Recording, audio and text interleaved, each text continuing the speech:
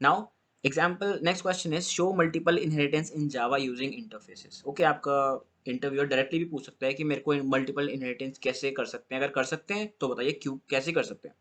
सो आप बता सकते हैं कि जावा में हम मल्टीपल इनहेरिटेंस इंटरफेसेस के थ्रू ही कर सकते हैं। सो चलिए एक एग्जांपल देखते हैं, multiple inheritance dot Java class में चलते हैं डायरेक्टली हम लोग। So these are are inheritance examples, multiple inheritance dot class. Let us move to this particular class. So let me just break it down. Let me just zoom in for you guys.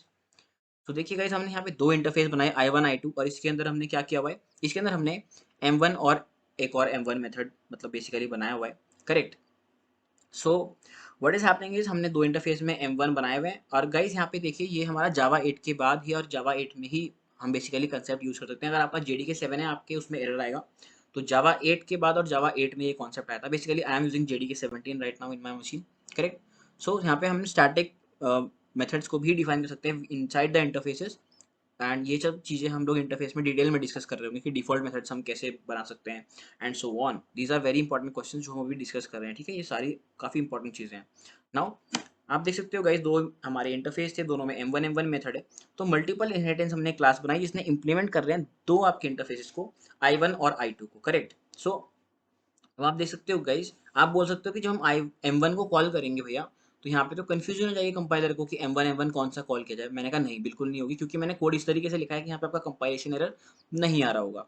क्योंकि देखिए जब हम यहाँ पे मतलब M1 को call कर रहे हैं, यहाँ पे भी M1 कॉल हो रहा है और यहाँ पे भी M1 कॉल हो रहा है। बट द थिंग इज हमने यहाँ पे I1 स्पेसिफाई किया हुआ है कि ये इंटरफेस 1 का मेथड है, ये इंटरफेस 2 का मेथड है आपका, correct. So this is the scenario. But अगर हम यहाँ पे डिफ़ॉल्ट यूज़ कर रहे होते, जो कि मैंने शायद से एक और एग्जांपल आई होप लिया होगा, नहीं लिया होगा तो we will take it right now also, ठीक है। वो डायमंड प्रॉब्लम में शायद हमने लिया हुआ है, so will be discussing that also. So basically output आपका नॉर्मली क्या आ जाएगा, I1 दोनों के कॉल हो जाएंगे। I1 का पहले कॉल होगा, फिर I2 का कॉल होगा, क्योंकि मैंने उस तरीके से कोड लिखा हुआ है। सो एक तरीके से हम कह सकते हैं कि मल्टीपल इनहेरिटेंस हमारे यहाँ पे हो रहा है, हम एक से ज़्यादा इंटरफेसेस हम यहाँ पे यूज़ कर रहे हैं, एंड एक साथ हमने दोनों इंप्लीमेंट करे हैं मतलब इंटरफेसेस को, और इनकी जो प्रॉपर्टीज़ हैं वो यहाँ पे हमारी इस क्लास में हम मतलब यूज़ कर पा रहे हैं easily, right. And the thing is, ये तो मैंने सिंपली जानबूझ के गाइस मैंने यहाँ पे सेम नाम के मेथड्स बनाए हैं। अगर आप चाहो तो यहाँ पे अलग से नॉर्मल मेथड्स भी डिफाइन कर सकते हो, राइट। सपोज आपने डिफॉल्ट, आपका एक कॉन्सेप्ट होता है गाइस इंटरफेस, जावा 8 में कॉन्सेप्ट आया है, ये सब हम इंटरफेस में डिटेल में डिस्कस कर रहे होंगे। तो सपोज हमने डिफॉल्ट एक मेथड बनाया, डिफॉल्ट वॉइड डिस्प्ले नाम से, करेक्ट। एंड इसके अंदर सपोज हम कुछ प्रिंट स्टेटमेंट दे देते हैं। Let's copy paste the code, copied and pasted, correct. So suppose यहाँ पे हम लोग प्रिंट कर रहे होंगे डिस्प्ले मेथड कॉल्ड, ओके, इस तरीके से कुछ हमने यहाँ पे नॉर्मल ऐसी दे दिया, ओके। सो इस तरीके से सपोज हमारा डिस्प्ले कॉल हो रहा है, and if you want to call the display, अब आप देख सकते हो गाइस हमारा ऑब्जेक्ट जो हमने बनाया था, we will say OB dot display आप कॉल कर सकते हो, correct. So the thing is, इसमें जो भी हमारे मेथड्स हैं I1 में या फिर I2 में भी अगर मैं एक और मेथड बनाता हूँ, तो उस सिनेरियो में हम I1 I2 के दोनों क्लासेस के मेथड्स को यूज कर पा रहे हैं। This is the example of multiple inheritance in Java. So ऐसे ही बहुत सारे एग्जांपल हो सकते हैं, ठीक है। मैंने नॉर्मल से आपको बस कंसेप्ट समझाने के लिए एग्जांपल ले लिया है। सो आप अपने इंटरव्यूअर को इस तरीके से बता सकते हैं कि हमारा मल्टीपल इनहेरिटेंस हम इंटरफेसेस के थ्रू इस प्रकार से करते हैं। Now the next question is what is diamond problem in Java, one of the most important question in Java interview room, कि डायमंड प्रॉब्लम क्या होती है, राइट। तो इसके हम एग्जांपल देखें डायरेक्टली, डायमंड प्रॉब्लम इन जावा। जैसे कि गाइस मैंने अभी आपको यहाँ पे डायग्राम के थ्रू समझाया था, let me just take you about, ठीक है। यही वाला आपका डायग्राम है। तो इनहेरिटेंस डायमंड प्रॉब्लम बेसिकली हम इसके प्रकार इसको भी देख करके समझ सकते हैं। द सिनेरियो इज, सपोज आपकी ए क्लास है, that is a abstract class for an example, ठीक है। एब्स्ट्रैक्ट क्लास का मतलब क्या होता है, उसमें आपके एब्स्ट्रैक्ट मेथड्स हो सकते हैं, एक से ज्यादा या फिर ना भी हो तो चलेगा। बट द थिंग इज कि अगर कोई एब्स्ट्रैक्ट मेथड है ए क्लास में, तो बी और सी क्लास को उसको इम्प्लीमेंटेशन देनी ही पड़ेगी, करेक्ट। अगर ये एक्सटेंड कर रहे हैं तो ऑब्वियसली ए क्लास को बी और सी एक्सटेंड कर रहे हैं, क्योंकि एक ए सुपर क्लास हो गया, बी और सी उसकी सब क्लासेस हो गई, correct. Now the thing is guys, अगर बी और सी ने ए को इनहेरिट किया हुआ है, एक्सटेंड किया हुआ है, आई मीन, राइट। सो यहाँ पे जो भी मेथड होगा, सपोज एब्स्ट्रैक्ट मेथड आपका डिस्प्ले है, तो डिस्प्ले बी भी हो, बी में भी आपकी इंप्लीमेंटेशन डिस्प्ले की होगी और सी में भी इंप्लीमेंटेशन होगी डिस्प्ले की।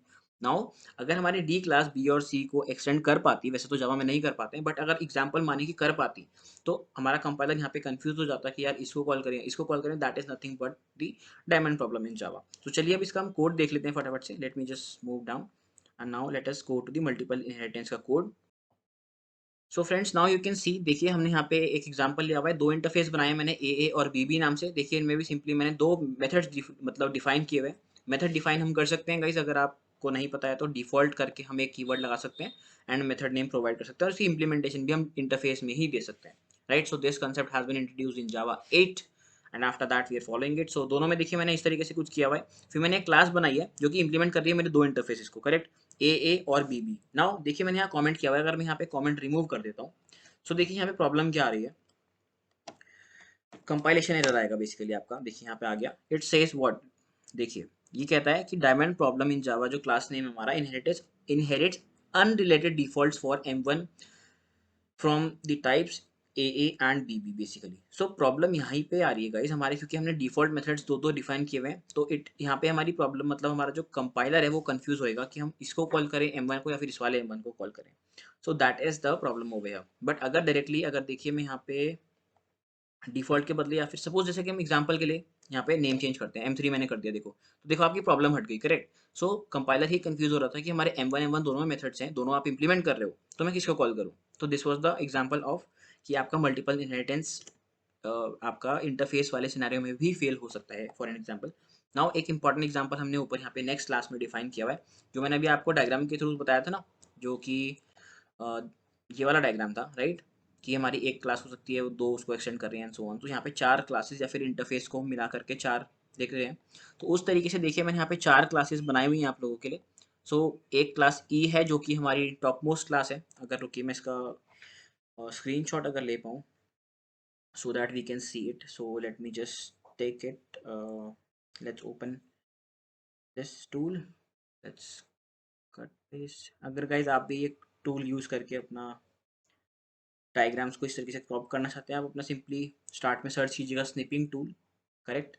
सो उसको यूज़ करके आप अपना कॉपी पेस्ट कहीं पे भी कर सकते हैं चीज़ों को, ओके। तो चलिए अब हम साइड में ये विंडो खोल लेते हैं, इसको थोड़ा सा छोटा कर लेते हैं, बस हमको डायग्राम लिखना चाहिए, राइट। सो देखिए यहाँ पे हमारी ई क्लास जो है वो ए क्लास है, राइट, दिस वन। नाउ जो हमारी ई एम और एन जो मैंने क्लासेस बनाई है, वो सपोज आपकी एम क्लास है या आपकी एन क्लास है, करेक्ट। सो उस तरीके से हमने यहाँ पे सिनेरियो बनाया हुआ है। तो देखिए एब्स्ट्रैक्ट क्लास ई मैंने ऊपर की एब्स्ट्रैक्ट क्लास बना दी, जो मैं आपको भी एग्जांपल समझाया था। इसमें मैंने एक मेथड बनाया हुआ है abstract void M1, correct. Now क्योंकि ये एब्स्ट्रैक्ट क्लास है और मेरी एम क्लास इसको एक्सटेंड कर रही है, प्लस एन क्लास भी इसको एक्सटेंड कर रही है, तो एब्स्ट्रैक्ट क्लास की जो इम्प्लीमेंटेशन है इसको प्रोवाइड करनी पड़ेगी। So that's why public void M1 public void M1 दोनों ने इसको डिफाइन किया, और यहाँ पे अपनी अपनी जो भी इम्प्लीमेंटेशन थी वो दे दी। जस्ट फॉर अंडरस्टैंडिंग पर्पस मैंने एक ही यहाँ पे स्टेटमेंट ले रखी है, करेक्ट। यहाँ पे मैं एम क्लास से हूँ और यहाँ पे मैं एन क्लास से हूँ। नाउ द प्रॉब्लम इज, देखिए यहाँ पे हमारी क्लास है। अब क्योंकि हमने यहाँ पे क्लासेस बनाई हुई है, so if we write extends keywords, तो या तो आप एम को ही एक्सटेंड एक बार में कर सकते हैं, करेक्ट, या फिर आप एन को ही कर सकते हैं। बट अगर आप दोनों को करने की कोशिश करेंगे तो देखिए यहाँ पे गड़बड़ आएगी, क्योंकि मल्टीपल इनहेरिटेंस यार जावा में अलाउड नहीं होता है, correct. So that is the scenario. So इसीलिए भी हमारी गड़बड़ हो सकती है। So this is what is an example of diamond problem in Java, कि हमारे ऊपर वाली क्लासेस में एम और एन दोनों में सेम सेम मेथड है। तो अगर ये पॉसिबल भी होता तो हमारा कंपाइलर कंफ्यूज हो जाता कि यार कौन से एम को कॉल किया जाए। सो इसी तरीके से हम एक एग्जांपल देख चुके हैं डायमंड प्रॉब्लम इन जावा का। अगर आपको और ज़्यादा क्लैरिटी एक तरीके से मैं कह सकता हूँ चाहिए, कि भैया मेरे को बेसिक से सीखना है यार, कि ये इनहेरिटेंस का कॉन्सेप्ट मेरे को, मतलब अगर आप न्यू भी हैं, वैसे तो आप सभी को पता होगा क्योंकि आप इंटरव्यू क्वेश्चन डायरेक्टली एक्सेस कर रहे हैं, तो that's why. But still if you want to explore, आप सर्च कर सकते हैं डायमंड प्रॉब्लम इन जावा। सो आपको पहला ही वीडियो या फिर दूसरा तीसरा भी मिल सकता है, मे बी मैं अपनी आईडी से सर्च कर रहा हूँ तो मेरे को ऊपर आ रहा है। बट आप सर्च करेंगे मेरे नाम से Abhishek Sharma diamond problem in Java, तो आपको कॉन्सेप्ट यहाँ पे भी मैंने इंट्रोड्यूस किया हुआ है, ठीक है, आपको यूट्यूब पे भी अवेलेबल है।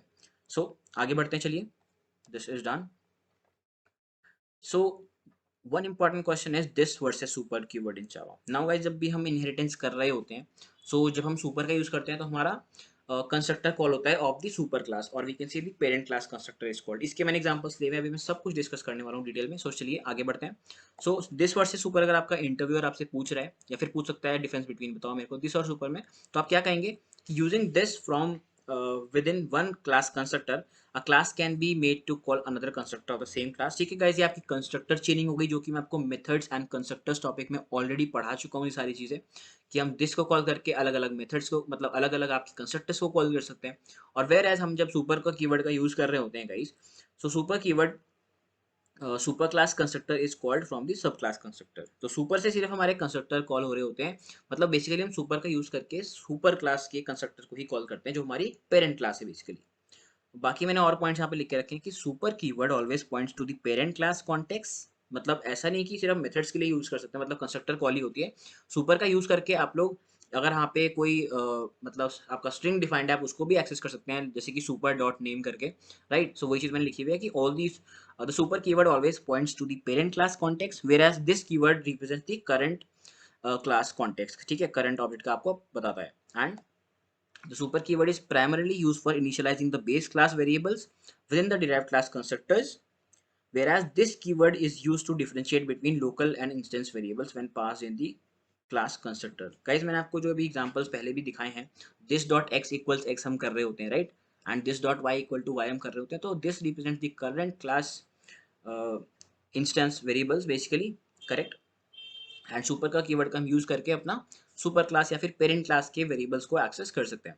एंड देखिए मैंने वही लिखा हुआ है कि this method is use for invoking the current class method and super keyword is use for invoking the parent class methods. Okay, बाकी इसके एग्जांपल्स अभी हम देखेंगे तो आपको और ज़्यादा क्लैरिटी आ जाएंगी चीज़ों की। नाउ ओवरलोडिंग और ओवरराइडिंग मैंने यहाँ पे एक एग्जांपल लेकर के रखा है, मतलब आपका ये काफ़ी पूछा जाता है जनरली। आप अगर फ्रेशर हैं, अगर आप जा रहे हैं किसी भी इंटरव्यू के लिए, तो जनरली काफ़ी चांसेस है, हाई चांसेस है कि ये पूछा जाता है। प्लीज एक्सप्लेन मी ओवरलोडिंग और ओवरराइडिंग का डिफरेंस मेरे को आप बताइए, राइट?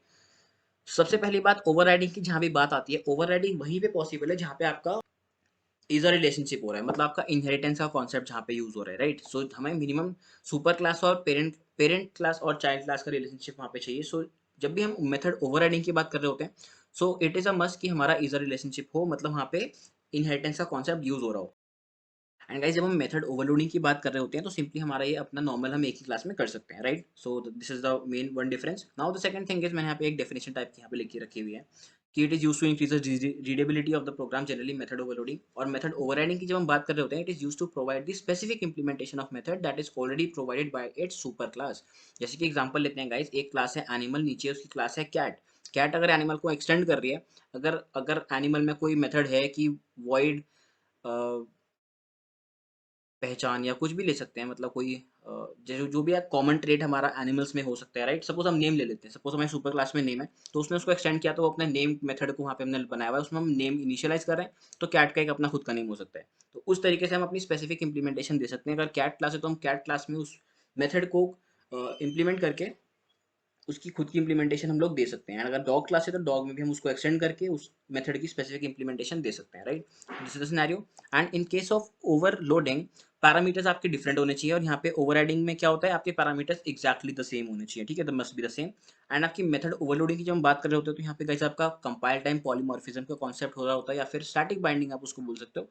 यहाँ पे आपका रन टाइम पॉलीमॉर्फिज्म का कॉन्सेप्ट यूज हो रहा होता है मेथड ओवरराइडिंग में। नाउ द मेथड ओवरराइडिंग की अगर हम बात कर रहे होते हैं गाइस, तो आपका रिटर्न टाइप एक्जैक्टली सेम होना चाहिए जो भी आपका मेथड आप ओवरराइड कर रहे हो from the parent class. Now method overloading की अगर हम बात कर रहे होते हैं, so it can not be perform by changing the return type only, आपको पैरामीटर्स भी चेंज करने पड़ते हैं, राइट? सो वही चीज लिखी हुई है, return type can be the same और डिफरेंट, वो इच्छा है, but in method overloading you must have to change the parameters. So this is the important concept.